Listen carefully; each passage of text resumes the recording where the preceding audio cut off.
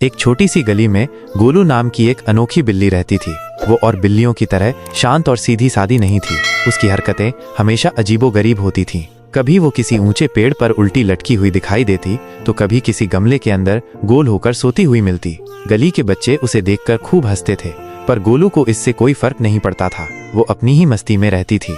एक दिन गोलू ने गली में एक बड़े कुत्ते को तेजी से भागते हुए देखा। आमतौर पर कोई भी बिल्ली कुत्ते को देखकर डर जाती है और दुबक जाती है, लेकिन गोलू की बात ही निराली थी। वो उस कुत्ते के पीछे अजीब अजीब आवाजें निकालती हुई दौड़ पड़ी। म्याऊं, गुर्र म्याऊं। कुत्ता, जो शायद पहले कभी ऐसी बिल्ली से नहीं मिला था, बुरी तरह से घबरा गया और अपनी जान बचाकर भाग खड़ा हुआ। गली के लोग यह सारा नजारा देखकर हंस हंसकर लोटपोट हो गए। उन्होंने गोलू को पगलू बिल्ली का नाम दे दिया। वे उसकी हरकतों का खूब मजा लेते थे। एक रात जब गली के सभी लोग गहरी नींद में सो रहे थे, कुछ चोर चुपके चुपके एक घर में घुसने की कोशिश कर रहे थे। गोलू, जो उस समय गली के एक कूड़ेदान में आराम फरमा रही थी, को आहट सुनाई दी।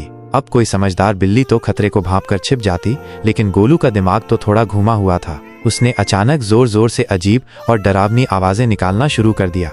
म्याऊं वो, गुर्र म्याऊं, ची ची। चोरों ने पहले कभी ऐसी विचित्र आवाजें नहीं सुनी थी।